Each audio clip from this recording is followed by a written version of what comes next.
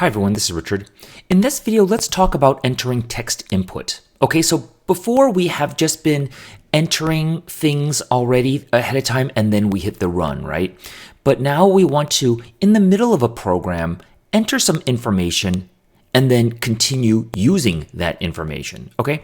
Before we begin on Visual Studio Code, Visual Studio you don't need to worry about. So on Visual Studio Code, you need to go to launch.json right here, okay?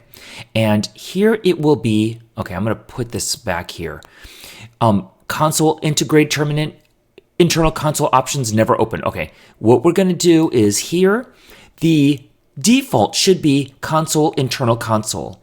And this one was not there, but just at least this one. So what we're gonna do is comment this out and instead type in uncomment, or this is not part of the commenting. This is just, I'm gonna uncomment it though. Console integrated terminal, internal console options never open. This is part of the autocomplete, so you don't need to remember this too well. Just start typing in quotation console, and then it'll actually put the rest options inside of there, okay? So let's integrate terminal, geez, these messages, integrate terminal and never open, okay? And save that, save all. Let's go back to our program.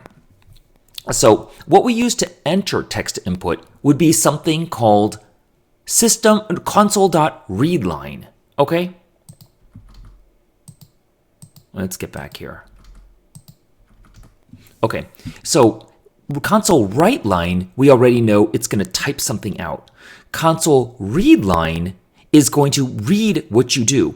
But how it works is that you have to connect it to a variable here. It could be a string, or it could be, I think it could be an int also. So it'll read this. I don't think it's always going to be a string. Let's figure it out, okay? So we'll do this and we'll type it out. Let's run it right now. And it should run under the terminal, not the debug console, okay? Okay, enter username. I'm gonna say Richard. Final number is Richard. Final name. Okay, you do have to be careful about what you're typing, right? Okay, so. Oh, I think I tested this before. You know, I'm doing this over several days, so I don't even know what I did the day before. Let's test it in just a second. So,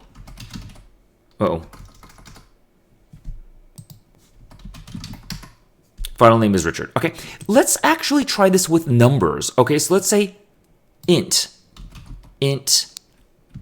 user ID and user ID dot actually get type. What type is this? I'm getting an error here. Line of characters from the input stream. Oh, it has to be a string. Okay, never mind.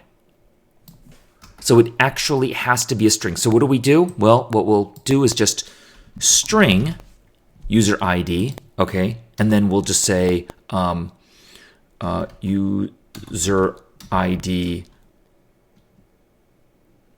int. I'm not sure if this is the best way to do it, but this is a way to do it, okay? Int equals user ID dot, I think there is a convert into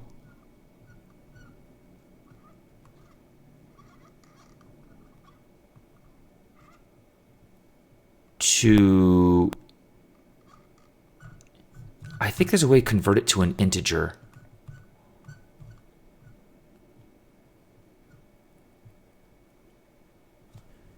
Int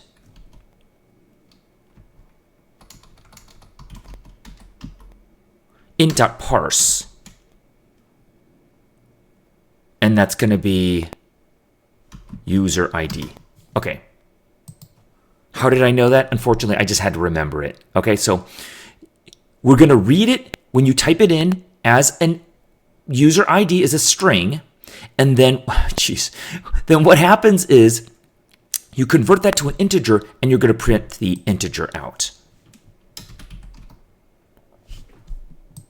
Why do you need to do this? In this particular program, you don't need to do this, but we're going to do it just because we can, I guess. So we might need to use the integer version of the input in the future.